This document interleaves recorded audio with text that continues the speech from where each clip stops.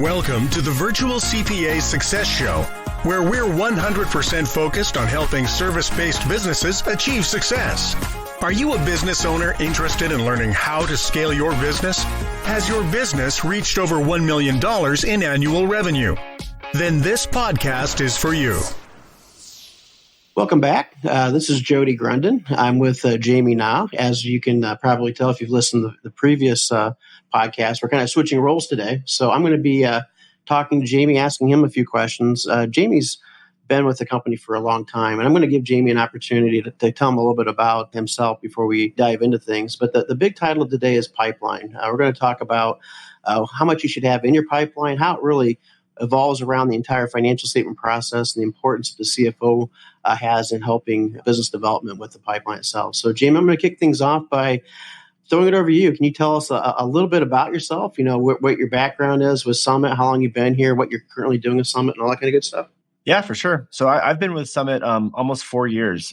So it's been quite a while. And prior to Summit, I did the typical accounting road. I did public accounting as an auditor. I did that for almost 10 years with Grant Thornton, and definitely loved my time with Grant Thornton. But as I got a little more mature in the firm and the PCOB got a little bit more mature, I also realized that audit wasn't really where I wanted to be. So I did what everybody told me I had to do and went into industry. And I worked for a couple of large Fortune 5000 companies. And again, that wasn't a great fit for me as well. So after that, I kind of came to the realization that working for a Fortune 5000 company, you know, the CEO and all the business leaders and decision makers of a company have a 10-person, a 15-person finance department they can ask questions to. They have a 20-person accounting department that's giving them all the numbers. But what do the $10 million shop have? What do these other small companies have? So I was going to start my own company. I was going to say, hey, I could give that just on a part-time role to these smaller companies. And so I started calling around and doing some research on how I would start that company. And that's when I met Jody and Adam. And I was asking them questions about how their firm ran. And I was like, why would I reinvent the wheel when these guys are already doing it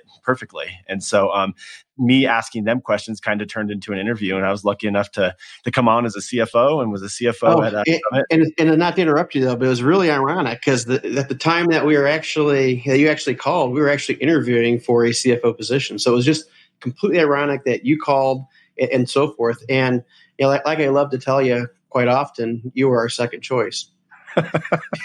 Yeah, I love second choices. Our second choice, definitely the best choice.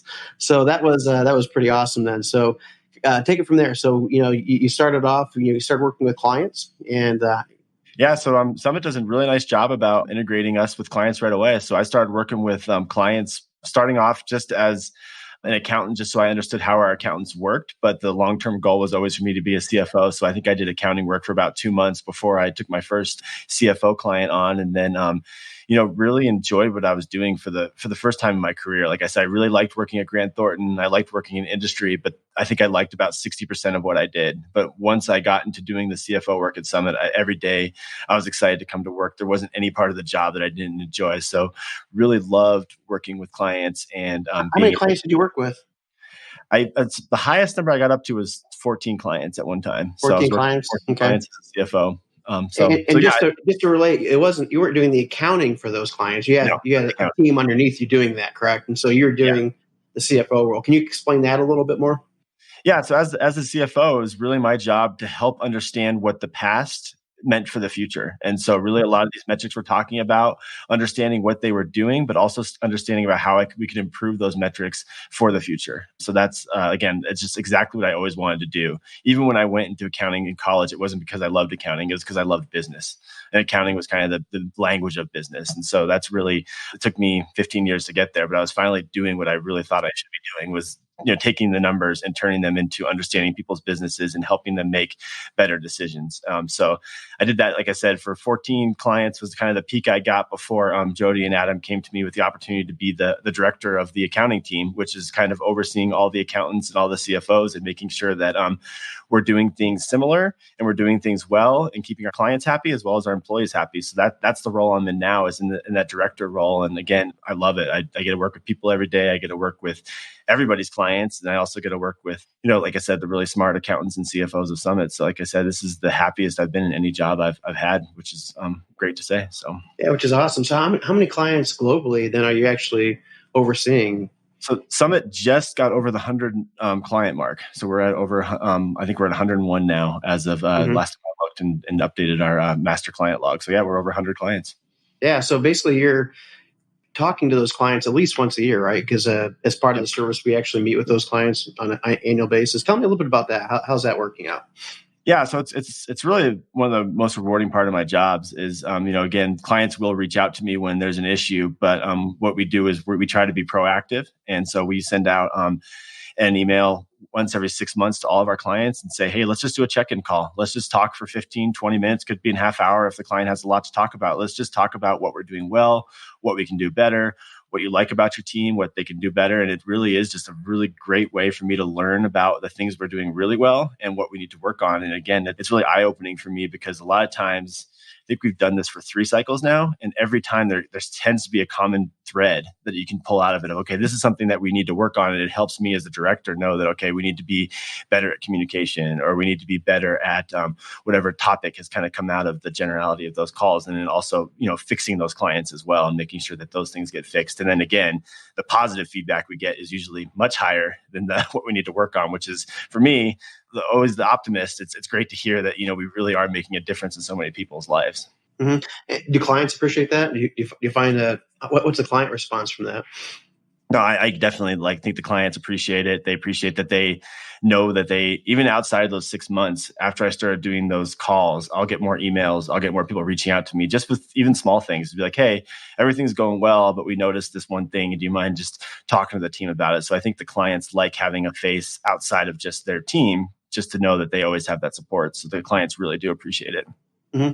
And does pipeline ever come up? Since that's kind of our topic today, does that ever come up during the conversations? Yeah, for sure. I think this is actually one of the areas that came out. So kind of the backstory on pipeline is, we knew it was important for one of our metrics. And when Jody and I were doing a presentation, we kind of worked on developing how can we calculate pipeline? How can we know what pipeline is? And so Jody and I started presenting this at several of our presentations, but we talked about it to the CFOs, but not all CFOs were delivering the pipeline. So I think that's one thing that came out of these calls was, okay, I saw you and Jody talk, and you guys spent 20 minutes talking about pipeline, but my CFO hasn't brought it up once. And so that's come up, but also just of, different ways to look at the pipeline. I think that's the one thing about pipeline is that when it comes to the numbers that pipeline gives you, I always say they're a little more fuzzy. Right? Effective rate is what it is. Effective rate is how much money I'm getting for every hour I work.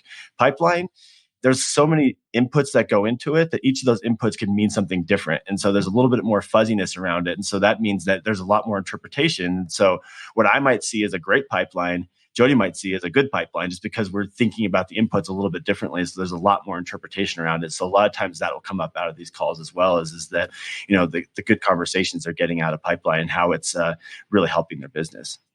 Mm-hmm. So now you're seeing the teams putting this into play for almost all of our clients that want Definitely. it correct.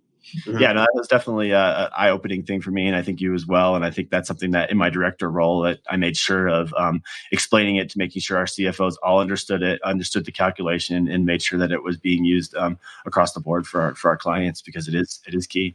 Yeah, for sure. I wonder how many times that the audience has had that issue where they're going and telling how great your team's doing and they're doing X, Y, Z, and then find out later that they're only doing X, Y, they forgot about Z, or they're not incorporating Z because of some other reason. That just a simple call like what you're doing, can rectify that pretty quickly and get everybody back on the same page. No, 100%. And I think that goes a lot back into this pipeline discussion. Is a lot of times the business development team, the sales team, isn't necessarily talking to the producers. And I can't tell you how many times I've worked with a client where when you see overages or you see write-offs, and it's because the things we're selling aren't exactly what we're doing, and both directions, right? And it can be either we're doing too much or we're not doing enough, and you can see that in that conversation. And so it definitely relates back to pipeline and making sure that all departments are speaking to each other. And we're a great example. It happened to us. It could happen to anybody. So yeah, for sure. Now you kind of mentioned something about sales and marketing, your business development team. A CFO 5 years ago really didn't talk a ton to the business development.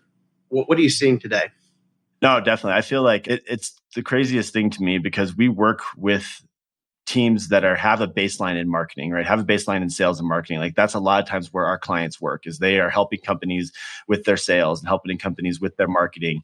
Yet they look at me as an expert around pipeline. And so I do feel like I need to be an expert in this area. And I think to me, it's probably one of the most important metrics because it really is the only one that naturally looks forward, right? When you're looking at effective rate, you are looking at the past, but you're using that past to predict the future. But pipeline starts with the future, right? You're already looking at the future. You're already looking at what you need to cover in order to make sure you have enough sales in the future. So you really are, every number in that calculation is almost looking at the future. And so I think that's really important for me as a CFO to be involved in those conversations and make sure that I'm giving a baseline behind that, because oftentimes I'll talk to a business development person and they'll say $2 million is where our pipeline needs to be. And that $2 million might cover you if your capacity and what you have under contract is really close, right? So if you are really close to where your capacity is and your team is already pretty busy over a period of time, usually we look at the next 3 months, that $2 million might be great. But what if you haven't sold very well in the last 3 months and what you have under contract isn't as good? Then that $2 million might need to be $3 million or $4 million. And so it's really important that that amount that you have in your pipeline varies depending on what the future outlook looks like.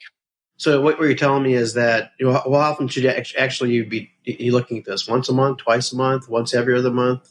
How often should we be looking at our pipeline and comparing it to our capacity? I like to look at it once a month, and that's from the finance side. Again, I think the business development team looks at it a lot more frequently than that. But I think getting the finance team, the business development team, and the operations team / the C-level suite, getting us all on the same page once a month on where the pipeline should be and where it is super important, because it's going to help me forecast. And I know we're going to have a future podcast about forecasting, but I feel it's impossible to forecast unless you know what the outlook looks like for the next 3 months. And so once a month, I usually try to do it at the beginning of the month. I kind of look at my pipeline calculation as a balance sheet type calculation, which means it's a point in time. What it means today might be a different a week from now. So I try to be as close to that balance sheet date as I can. So kind of close to that first of the month, end of the previous month is when I like to look. So doing the pipeline around the first couple of days of the month, so everybody's got their time in, so you're not worrying about that, and you're looking at a set day. So I feel like it's pretty intriguing. So we all look at the set day, first of the month. Every single month we do it. We meet as a team and go through the pipeline. So can you kind of tell me a little bit about the different parts of the pipeline that we're actually looking at, things that we can actually control? Because if we can't control it, then why look at it? And so help me out there. Help me out. Well, what's important in this pipeline calculation? Yeah, for sure. So once you understand what the next 3 months looks like, so that's the first thing to understand. And that, again, a lot of times that's not a lever, that's just a calculation. And so when Jody talks about what I can control, I like to think about it as levers, right? So think about the levers that I can control as part of my pipeline. And so there's really 3 inputs that I would guess any business development person that's listening or is pulling up this podcast is already aware of, but how often do they evaluate these inputs? And so there's really 3 that I look at. Number 1 is my close percentage. I think any business development person you talk to can tell you what their close percentage is, or at least a good idea. So what we look at is qualified leads. So when I'm talking about close percentage, if I'm a design company that only works with universities and someone hits up my website and wants me to come work with them and they're an oil and gas company, I would never work for them. I would not consider that a qualified lead. So I don't count that as part of my close percentage. So I look at my total qualified leads. Who would I actually want to work on? And then I look at those and figure out how many of them I win. So whatever percentage of those I actually win and end up doing work for, that's a really important number for me. And so there's a lot of factors that could make that higher or lower. And that's what I'll throw that back on the business development person and say, hey, you're only winning 10%. How can we double that? What can you do? Can you return calls quickly? Can you change the way you're doing your proposals? Can you meet in person instead of on video? What can you do in order to try to make that percentage higher? And that's kind of the part of the business development person who understands their job of what they think they can do in order to get that win percentage up. So that's the first factor. So basically calculating that, they're pulling that off their CRM system, whether they're using like a HubSpot or Pipedrive or something like that. So they're pulling that information off of there and coming up with that percentage. That percentage changes all the time, right? And Yep. Is it, they're only looking at that percentage as an overall thing, or are they breaking it down even further? Can you kind of go into that a little bit more? No, that's a great point. So I think all these inputs I'm talking about, one of the values that I've seen working with clients that is kind of the light bulb goes off sometimes is oftentimes you might have a higher win percent, if it's an existing client. If you're already working with client A and they come back to you and say, hey, we have another project for you, they're only coming to you. They might be asking someone else, but you're going to have a much higher win percent on that type of client than you would of someone who's just finding you on your website. And so, really understanding the more ways you can look at your pipeline and look at your win percentage, the better off you're going to be. So that's just one example, old clients or existing clients versus new clients. Another example is by industry. If you work in multiple industries, like I said, if you work in education, but you also work in not-for-profit, why not split it and see, how often do I win my not-for-profits versus my education companies? Or, if you work in restaurants, but you also work in retail, split those out and see what the win percentage is. You really can split them any way that makes sense to you and any way that makes sense to your business. But I think if you can find a difference in those win percentages, it's definitely worth tracking and worth valuing and say, hey, why do we win our, some of them make sense. Like I said, it makes sense that you win your internal clients more often than you win a new client. There's logic behind that. But if it's not for profits versus universities, you might want to look into that a little bit. Is there a different way that you're proposing them? Is there a different way that those proposals look? And you'll want to evaluate that a little bit. Yeah, or if you're like a design and dev shop, maybe you win 50% of design only work, 50% of dev work only, but maybe 75% when they're combined or something like that can really help your, that's obviously that's a great win percentage, but that would be something that would be kind of cool to know so that when you're going into things, you can actually bid them effectively. So completely understand that and completely agree. The other thing, of course, is the obvious is by business development person. So if you got multiple biz dev people, then you want to definitely track all those stats breaking out by the individual, because you might find that business development person one does a lot better with nonprofits than business development two. If they just have more of that synergy there, and so you want to make sure that you know that, so you can flip it around a little bit, like you're saying, and making sure that the right person's actually attacking the right type of lead. So close percentage, that's number one. What's number two? So number two is close time. So how long does it actually take you to close a deal? So when someone hits up your pipeline, so day one, they hit up your website, they become qualified. I'm curious of how often does it take for that deal to first hit your website until you start doing work on it. And so that's a really important number. And the faster that number can be, obviously, the better off you're going to be. And I've been to enough conferences in this industry that it's a very common question of how can we close things faster? And there's a lot of theories on it. There's a lot of very smart people doing research on this, but it's something you need to know in order to improve, right? So if you're already closing things in 30 days, then this isn't an area you need to improve. And so I think that's the important thing is you need to know what that number is. And then back to the same question you asked earlier, Jody, same thing, split this out. How long does it take you to close an internal deal versus an external deal? The other part of this that is very often looked at, what about size of deals? If I'm trying to win $1 million project, it might take me a little bit longer to close it because that company really wants to spend their $1 million wisely. Where if it's just the $5,000 project that, it's one person within the company, he's the only person you're working with, and they're the only decision maker, you probably could close that a little bit quicker. So that's another way to break it down. And again, you'd want to look at close percentage in that same area or win percentage in that same area. But definitely you can split this in a lot of different ways as well, which is, again, the more you split it, the more data you're going to have and the more decisions you're going to be able to make and actually change the way you're doing things to get improvement. And you can break that close time in different stages, right? I mean, from stage one to stage two, how long does it take to get to this stage? Self-defined stages. And again, there's not a big deal or not a rhyme or reason on how many stages you could have in your closing. I just want to be consistent when you're capturing the data, right? So that you have a good idea. Okay. Yeah. So number three, so closing percentage. Oh, so do you have more on close time? No. Yeah, I think you got it. So number three, then what's your number three? You said you had three of them there. Yeah, it's number three, the input. This one is more of a business decision, but a lot of times it's how long is the work going to take to win or to actually achieve and to finish. And so, this one gets a little complicated, but the way I always describe it is if I have $1 million project that I just won and it's going to take me 3 months to earn that $1 million, that's a lot different than I have $1 million project that's going to take me a year to earn. So you want to make sure you understand on average how long your projects last once you actually do the work. And this, again, a lot of times this is a business decision. A lot of times in this industry, people work on subscription model. So if I have someone that I'm working on and I know I'm going to work on them monthly for the next year, that's just my model. It has nothing I can do about it unless I want to change my model. But overall, it's really just my business model and a business decision we made. Whereas if I'm doing projects, a lot of times projects do just last 3 months. Sometimes they'll last longer than that, but it just depends on the type of projects you're doing. And this one's probably the least the one I'd consider the least lever, unless you're willing to change the way you do business, or you want to add a new business element to your business. You want to look at that and figure out what your pipeline would look like when you're first starting off. Of hey, let's add it. We're already doing design. We're already doing some maintenance work that are more long-term contracts. Let's add a third element. Let's do something new that's in between those two. Let's try to get some 6-month projects that are a little bit longer than the 3 months, but they're not the retainer type work. You want to evaluate how much pipeline you would need to do before you went down that path. Mm-hmm.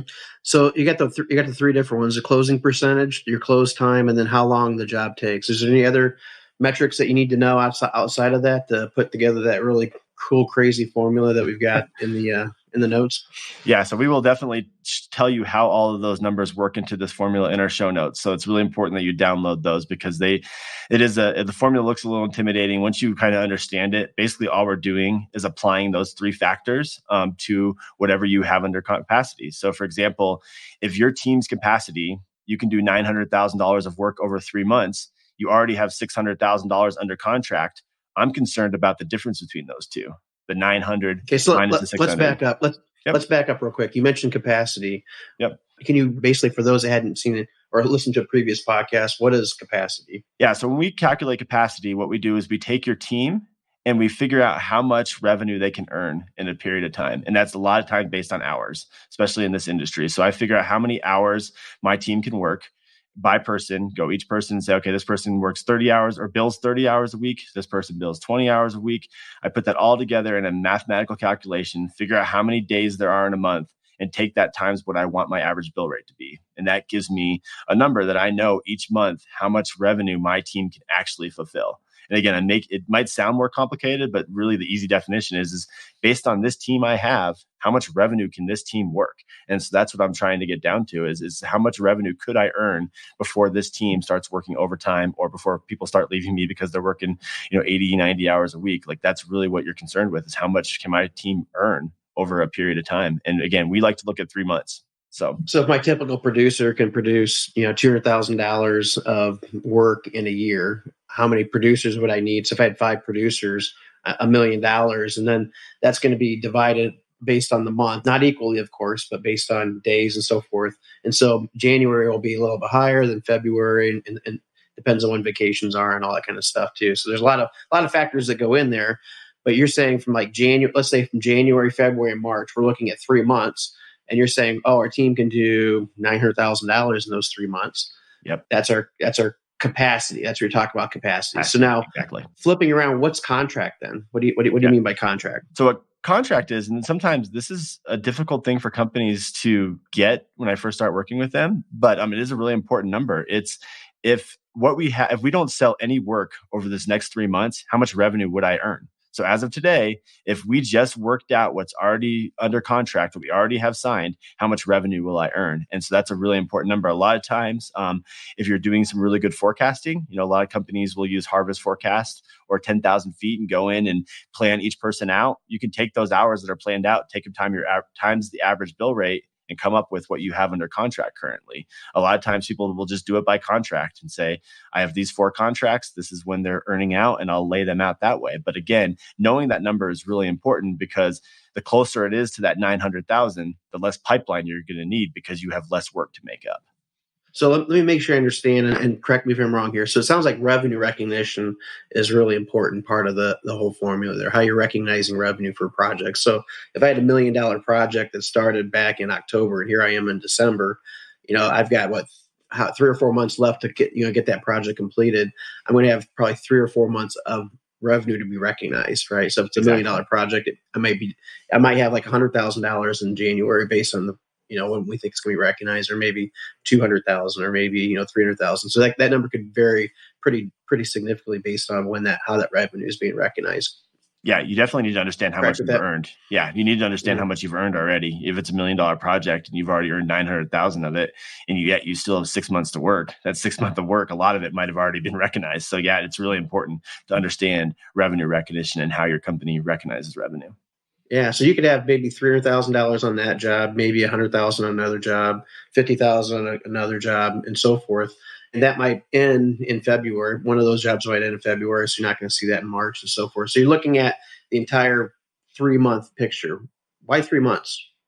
Yeah, so kind of like I mentioned earlier, so it's really hard for design and dev and SEO shops to look out too much further than 3 months. Again, especially when you're project based. Again, I know clients are really working for that recurring revenue model, but a lot of times the recurring revenue model in this industry is a little bit harder to come by. So a lot of times when we're looking at it, we're looking at those projects, and on average, just from our experience, projects last about 3 months. And so if I can look 3 months out, it really helps me understand. And then again, it's hard to make decisions 6 months out. Again, I want to make decisions for my next 3 months because that's the shortest period that I can affect. It's the next quarter. And so we really want to make sure we're not getting too far ahead of ourselves and trying to think about, okay, what does my pipeline need to look like in order to have a really good year? I'm really concerned about the next 3 months because the majority of the time, if I sell something, I'm going to recognize the majority of that revenue in the next 3 months. And that's why we try to only look out 3 months. Okay. So basically you take what's under contract and you divide that into your capacity to come up with a percentage. And so that percentage, let's say it's 65%. What's the significance of 65% to me? Yeah, so that's a separate calculation. So again, I talked a little bit about the dollar amount there that you're trying to make up and how we take those factors and we apply that to it. And that gives me a what my pipeline needs to be. Now, the other way to look at this is you can look at your past experiences of how much you normally catch up.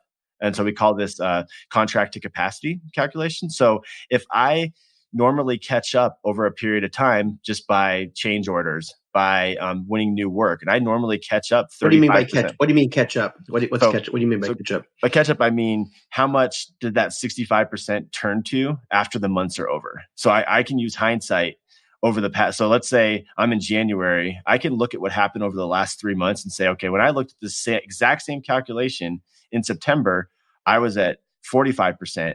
But I ended those 3 months, once they were already done, I was a lot closer to my capacity than I thought I was going to be. I actually ended up at 95% of my capacity. So I caught up 50% there. So you can do that over periods of time. And basically, if you have 12 months of data of how much you've caught up, you can take an average and it becomes pretty darn accurate. And it's a great way to forecast revenue because that 45% or 65% you mentioned earlier, if I know how much to add to that based on what I normally do, I can just take that percentage and take it times my capacity and get a pretty accurate revenue number for what I think I'm going to do over these next 3 months based on my own history. So would you say that number is a real important number, especially for maybe the CEO to look at and say, hey, we're at 65% capacity. Typically, we're at 65%. So we're doing pretty well. Exactly. Would that be like the first, light bulb that comes on? Hey, we're doing well, or hey, we're not doing well, or hey, oh no, we've got a lot more business than what we can handle. Yep, exactly. Yeah, and I like to look at those two numbers together, right? So let's say my contract capacity is a little bit light. Normally, I like to be at 65%, but I'm only at 50%. But based on the other calculation I'm doing with pipeline, which we talked about a little bit earlier, my pipeline's $1 million more than I need it to be. So I have enough pipeline to catch up more than I normally do. So that's a great thing. So those two numbers are working in the same direction. If they're both below where I want them to be, then I have some reason to be concerned. We talked about this earlier. If I have my cash reserve in place, I have a little less reason to be concerned because I'm probably just eating to my cash reserve a little bit, but I will still really want to catch it up. If they're both over, then I may need to hire. If both my contract capacity are higher than I want them to be and my pipeline is higher than they normally are, I better either have some contractors I can hire really quick, or I need to prepare my employees. They might have to work some overtime over the next 3 months, or hire some new people to come in and take care of that capacity. So it really helps me understand what I need to do over my next 3 months if I look at those two numbers together. Mm-hmm. So again, contract capacity, real simple to calculate. You do it in the first of every month. You look what's under contract, divide that in your capacity of your team. And it's a really simple process to go back in time and do it, correct? Well, it is, as long as you are tracking the contract capacity all the time. So the hard part about it is a lot of people, if you haven't tracked that contract capacity for the past 9 months, it is impossible to go back and rebuild. So once you start doing it, it's really easy to go back and look at what you caught up. But the hard part to calculate is you can't go back in time and say, oh, my contract capacity as of August was here. It's really, no matter what system you're using, it's really hard to go back and rebuild that number. So you need to have, once you start doing it, it's going to take you probably a year before you know how much you normally catch up because you want that 12 months of history. So, yes. Gotcha. So a good time to start is today, or whatever day, the first of every month, as close as you can get to that, that the beginning of that month there. So you've got a good number there. And the reason you do it the first of the month is because Yeah, because you have more days to, like, if you're doing it the first of the month, you have 90 days that you're trying to catch up. So I'm looking at the next 3 months. If I'm doing it the first of the month, I have more time in order to make changes. I can either hire, I can work harder on my pipeline, I can try to sell more, I can go after a couple more deals, I can do some outreach, whatever I can do to make improvements. Or again, we know how long it takes to hire a good employee. So if these next 3 months look like they're going to be really tough and I'm going to have a ton of hours worked, I'm not going to be able to hire someone tomorrow. So the earlier I look at this calculation, the better. Mm-hmm. Yeah. And it's important to be consistent when you do your billing. So I guess if you're doing your invoicing and you want to get your invoicing done by the end of the month, then doing it right after your invoicing is key, because now you know what you truly do have under contract, or if it's on the 20th, you can just be consistent on from the 1st to the 20th, whenever that is, to have that number. So it's a consistency thing going forward. So you don't want to randomly do it throughout the month. Make it on the 1st of the month. Make a sticky note on your computer. Don't forget to do my contract capacity calculation going forward. So you've got that, big number there. For sure. So sounds like we've got everything covered there. So we got the contract capacity, you got the pipeline. And so how does that all fit into all the other metrics that we talked about? I mean, we talked about the metrics earlier. How does the pipeline all fit into that? Yeah. So like I mentioned earlier, pipeline is the most forward-looking of all of our metrics. So, again, a lot of times the other metrics will are a play out of what happened. Again, you're going to use it. Like if your effective rate is $70 and you want it to be $90, you're going to have to find ways to make it better. You're going to have to improve that. But a lot of times the pipeline is telling you if you have the ability to do that. So I mentioned earlier that if your contract capacity was super high and your pipeline was super high, this might be the time to experiment with a higher bill rate. Right. So if you've always wanted to increase your average bill rate, this would be the time to do it, because you're already over capacity. Your pipeline's looking really good. Instead of charging $150 like you normally do, let's just charge $175 and see what it does to your win percentage. Maybe it doesn't affect it that much. Maybe the market can handle it. And then you've just learned that you can get $25 more an hour for every hour worked because you have the capacity to do it, because it's a time to do it.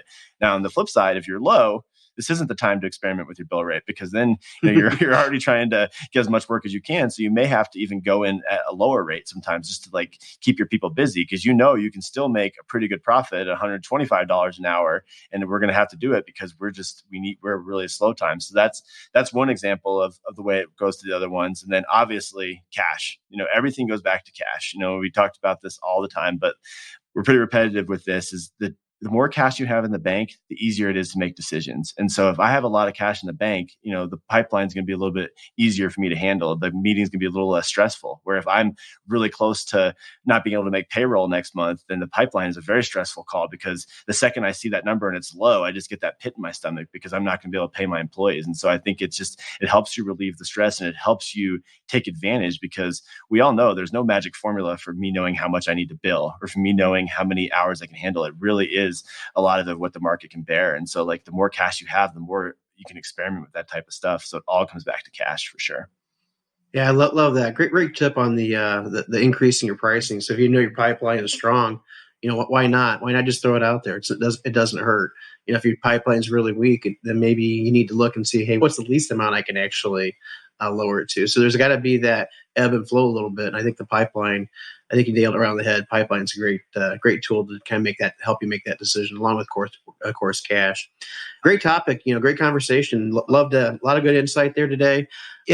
To kind of the listeners, if you have any questions, feel free to reach out to Jamie or myself at vcfo@summitcpa.net. That's V as in Victor, CFO at Summit, SUMMIT, CPA.net. We'd be happy to answer any questions, or if you would like to be a guest on the show, feel free to reach out for that as well.